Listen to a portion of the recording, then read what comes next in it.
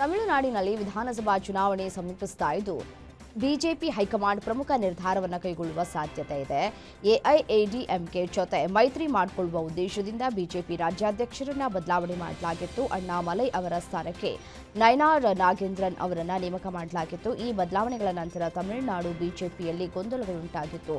ಹಣೆಗೆ ಗನ್ ಹಿಡಿದು ಪಕ್ಷದಲ್ಲಿ ಉಳಿಸಿಕೊಳ್ಳುವುದಕ್ಕೆ ಸಾಧ್ಯವಿಲ್ಲ ಅಂತ ಇತ್ತೀಚೆಗಷ್ಟೇ ಅಣ್ಣಾಮಲೈ ಮಾರ್ಮಿಕವಾಗಿ ನುಡಿದಿದ್ರು.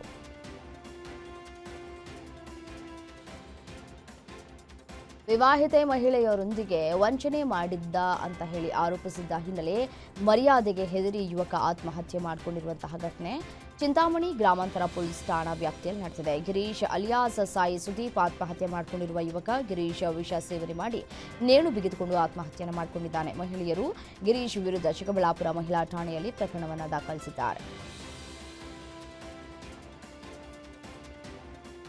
ಜೇವರ್ಗಿ ತಾಲೂಕಿನ ನಾರಾಯಣಪುರ ಗ್ರಾಮದಲ್ಲಿ ನಾಟಿ ಔಷಧಿ ಕೊಡ್ತಾ ಇದ್ದ ರಶೀದ್ ಮುತ್ಯ ಬಂಧನಕ್ಕೆ ಆಗ್ರಹಿಸಿದ್ದ ಬಿಜೆಪಿ ಮುಖಂಡ ಮಣಿಕಂಠ ವಿರುದ್ಧ ಕೊಲೆ ಯತ್ನ ಆರೋಪದಡಿ ನೆಲೋಗಿ ಪೊಲೀಸರು ಬಂಧಿಸಿದ್ದಾರೆ. ಬೆಂಬಲಿಗರೊಂದಿಗೆ ನಾರಾಯಣಪುರ ಗ್ರಾಮಕ್ಕೆ ಮಣಿಕಂಠ ಬಂದು ಗಲಾಟೆ ನಡೆಸಿದ್ದು, ಈ ವೇಳೆ ರಶೀದ್ ಮುತ್ಯ ಕಾರು ಚಾಲಕನ ತಲೆಗೆ ಕಲ್ಲೇಟು ಬಿದ್ದು ಗಾಯವಾದ ಹಿನ್ನೆಲೆ ಚಾಲಕ ದೂರನ್ನು ದಾಖಲಿಸಿತ್ತು. ಶಿವಮೊಗ್ಗದಲ್ಲಿ ಕಾನೂನು ಸುವ್ಯವಸ್ಥೆ ಬಗ್ಗೆ ಶಾಸಕ ಎಸ್ಎನ್ ಚನ್ನಬಸಪ್ಪ ಗೃಹ ಸಚಿವರಿಗೆ ಭೇಟಿಯಾಗಿ ಚರ್ಚೆಯನ್ನು ನಡೆಸಿದ ಬೆನ್ನಲ್ಲೇ ಪೂರ್ವ ವಲಯ ಐಜಿಪಿ ರವಿಕಾಂತೇಗೌಡ ಶಿವಮೊಗ್ಗ ನಗರಕ್ಕೆ ಭೇಟಿ ನೀಡಿದ್ರು. ಶಿವಮೊಗ್ಗ ಎಸ್ಪಿ ಜಿಕೆ ಮಿಥುನ್ ಕುಮಾರ್ರಿಂದ ಹಿಂದೂನಾ ಅಂತ ಕೇಳಿ ಹರೀಶ್ ಎಂಬುವವರ ಮೇಲೆ ನಡೆದ ಹಲ್ಲೆ ಪ್ರಕರಣ ಕುರಿತು ಮಾಹಿತಿಯನ್ನು ಪಡೆದಿದ್ದಾರೆ. ಬಳಿಕ ಡಿವೈಎಸ್ಪಿ ಕಚೇರಿಯಲ್ಲಿ ಐಜಿಪಿ ರವಿಕಾಂತೇಗೌಡರನ್ನ ಶಿವಮೊಗ್ಗ ಶಾಸಕ ಎಸ್ಎನ್ ಚನ್ನಬಸಪ್ಪ ಭೇಟಿಯಾಗಿ ಕಾನೂನು ಸುವ್ಯವಸ್ಥೆ ಕುರಿತು ಚರ್ಚೆಯನ್ನು ನಡೆಸಿದರು.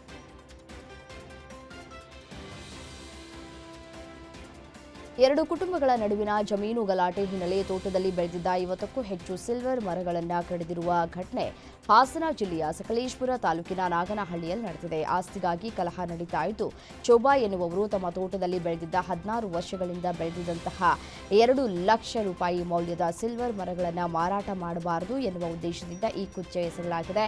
ಧರ್ಮಪ್ಪ ಎಂಬುವವರು ಮರಗಳನ್ನು 1 ಅಡಿ ಕತ್ತರಿಸಿ ಹಾಕಿದ್ದು ಅವರು ಹಾಗೂ ಅವರ ಮಕ್ಕಳ ವಿರುದ್ಧ ಯಸಳೂರು ಠಾಣೆಯಲ್ಲಿ ದೂರು ದಾಖಲಾಗಿದೆ.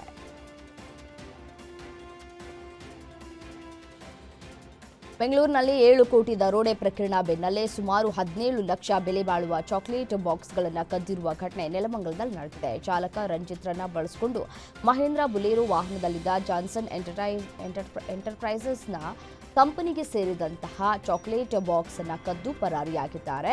ಹಾಸನದ ನರೇಶ್ ಎಂಬುವರಿಗೆ ಸೇರಿದ ಬಾಕ್ಸ್ಗಳನ್ನು ಕದಿಯುವುದಕ್ಕೆ ಚಾಲಕ ರಂಜಿತ್ ಎಂಬಾತನನ್ನು ಬಳಸಿಕೊಂಡು ಕಳ್ಳತನವನ್ನು ಮಾಡಲಾಗಿದೆ.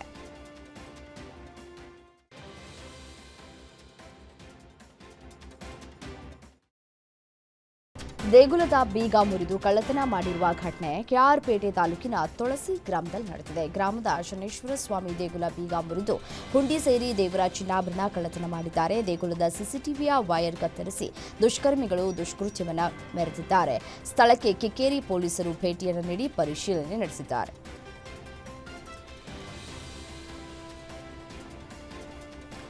ಈ ಬಸ್ನಲ್ಲಿ ಪ್ರಯಾಣ ಮಾಡುವಂತಹ ಸಂದರ್ಭದಲ್ಲಿ ಬ್ಯಾಗ್ನಲ್ಲಿ ಇದ್ದಂತಹ ಚಿನ್ನಾಭರಣ ಕಳ್ಳತನವಾಗಿರುವಂತಹ ಘಟನೆ ಬೆಂಗಳೂರಿನ ಚಿಕ್ಕಬಿದರು ಬಳಿ ನಡೆದಿದೆ. ಬಿಎಂಟಿಸಿ ಬಸ್ನಲ್ಲಿ ಪ್ರಯಾಣಿಸುವಾಗ 5 ಲಕ್ಷ ರೂಪಾಯಿ ಬೆಲೆ ಬಾಳುವ ಚಿನ್ನಾಭರಣ ಕಳುವಾಗಿದೆ. ಕದರನಹಳ್ಳಿಯ ರಾಜೇಶ್ವರಿ ಚಿನ್ನಾಭರಣ ಕಳೆದುಕೊಂಡಂತಹ ಮಹಿಳೆ ಈ ಕುರಿತು ಮಾದನಾಯಕನಹಳ್ಳಿ ಪೊಲೀಸ್ ಠಾಣೆಯಲ್ಲಿ ಪ್ರಕರಣ ದಾಖಲಿಸಿಕೊಂಡು ತನಿಖೆಯನ್ನು ನಡೆಸಲಾಗ್ತಾ ಇದೆ.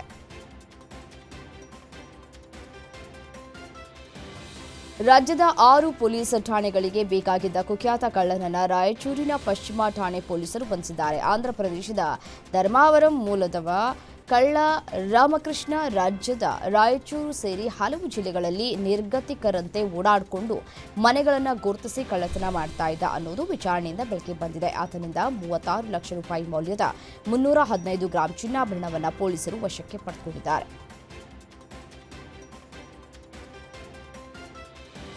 ಲಾಂಗ್ ಹಿಡಿದು ಆತಂಕ ಸೃಷ್ಟಿಸಿದ ವ್ಯಕ್ತಿಯನ್ನ ಪೊಲೀಸರು ಬಂಧನ ಮಾಡಿರುವ ಘಟನೆ ಮಧುಗಿರಿ ತಾಲೂಕಿನ ಬೇಡತ್ತೂರು ಗ್ರಾಮದಲ್ಲಿ ನಡೆದಿದೆ.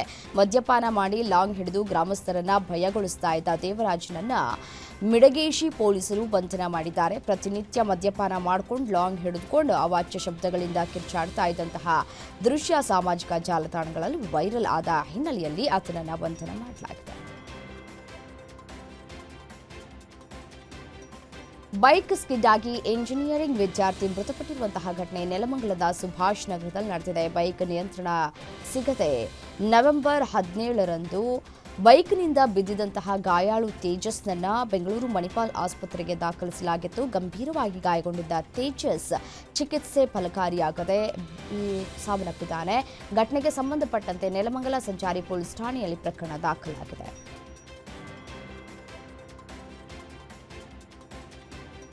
ಗಳಲೆ ಸಾಂಕ್ರಾಮಿಕ ರೋಗದ ಭೀತಿ ಮಧ್ಯೆ ಬೆಳಗಾವಿ ಜಿಲ್ಲೆಯಲ್ಲಿ ಜಾನುವಾರುಗಳಿಗೆ ಗಂಟಲು ಬೇನೆ, ಕಾಲು ಬೇನೆ ರೋಗದ ಆತಂಕ ಶುರುವಾಗಿದೆ. ರಾಜ್ಯದಲ್ಲಿ ಮಂಡ್ಯ, ಮೈಸೂರು, ಶಿವಮೊಗ್ಗ, ಬೆಳಗಾವಿ ಜಿಲ್ಲೆಯಲ್ಲಿ ಕಾಲು ಬೇನೆ, ಗಂಟಲು ಬೇನೆಗೆ ಜಾನುವಾರುಗಳು ಸಾವನ್ನಪ್ಪುತ್ತಿವೆ.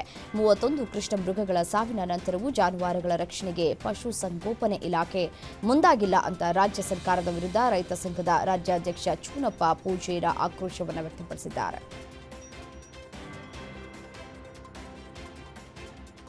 ನರಿಯೊಂದು ನಾಡಿಗೆ ಎಂಟ್ರಿ ಕೊಟ್ಟಿದ್ದು ಬೀದಿ ನಾಯಿಗಳು ಅಟ್ಯಾಕ್ ಮಾಡಿರುವಂತಹ ಘಟನೆ ಚಿತ್ರದುರ್ಗದ ನೆರೆನಾಳ್ ಗ್ರಾಮದಲ್ಲಿ ನಡೆದಿದೆ. ಬೀದಿ ನಾಯಿಗಳ ಗುಂಪು ದಾಳಿಗೆ ಗಾಬರಿಗೊಂಡ ನರಿಯು ಜೀವ ಉಳಿಸಿಕೊಳ್ಳುವುದಕ್ಕೆ ಹರಸಾಹಸಪಟ್ಟಿದೆ.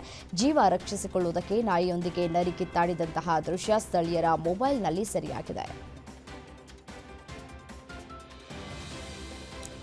ಬಾಗಲಕೋಟೆ ಜಿಲ್ಲೆ ಬನಹಟ್ಟಿ ನಗರದಲ್ಲಿ ಬೀದಿ ದನಗಳ ಹಾವಳಿ ಹೆಚ್ಚಾಗಿದೆ. ಬೀದಿ ದನಗಳಿಂದ ನಿತ್ಯ ವಾಹನ ಸವಾರರು ಹೈರಾಣರಾಗಿದ್ದಾರೆ. ರಸ್ತೆ ಮೇಲೆ ಮಲಗುವ ದನಗಳಿಂದ ಸಂಚಾರಕ್ಕೆ ಅಡೆತಡೆ ಉಂಟಾಗ್ತಾ ಇದ್ದು, ನಗರಸಭೆ ಅಧಿಕಾರಿಗಳ ವಿರುದ್ಧ ಸವಾರರು ಶಾಪವನ್ನು ಹಾಕಿದ್ದಾರೆ.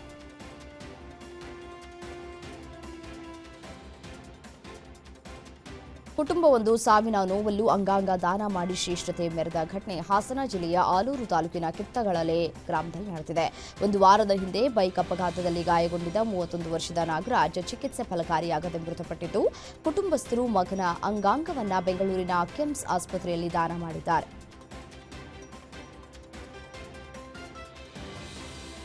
ಕಾಶಿ ಮಾದರಿಯಲ್ಲಿ ಬೆಳಗಾವಿ ಜಿಲ್ಲೆಯ ಹುಕ್ಕೇರಿ ತಾಲೂಕಿನ ಬಡಕುಂದ್ರಿ ಶ್ರೀ ಹೊಳೆಮ್ಮದೇವಿ ಪುಣ್ಯ ಕ್ಷೇತ್ರ ಈ ತಟದಲ್ಲಿರುವಂತಹ ಹಿರಣ್ಯಕೇಶಿ ನದಿಗೆ ಗಂಗಾರತಿ ಮಾಡುವ ಮೂಲಕ ವಿಶೇಷ ಪೂಜಾ ಕಾರ್ಯಕ್ರಮ ಜರುಗಿತ್ತು. ಕಳೆದ 4 ವರ್ಷಗಳಿಂದ ಗಂಗಾರತಿ ಕಾರ್ಯಕ್ರಮವನ್ನು ಹುಕ್ಕೇರಿ ಹಿರೇಮಠದ ಚಂದ್ರಶೇಖರ್ ಶಿವಾಚಾರ್ಯ ಸ್ವಾಮೀಜಿ ಆಯೋಜನೆಯನ್ನ ಮಾಡ್ತಾ ಇದ್ದಾರೆ. ಕಾರ್ಯಕ್ರಮದಲ್ಲಿ ಹಲವು ಸ್ವಾಮೀಜಿಗಳು, ಅರ್ಚಕರು ಸೇರಿದಂತೆ ನೂರಾರು ಸಂಖ್ಯೆಯಲ್ಲಿ ಭಕ್ತರು ಕಾರ್ಯಕ್ರಮದಲ್ಲಿ ಪಾಲ್ಗೊಂಡಿದ್ದರು.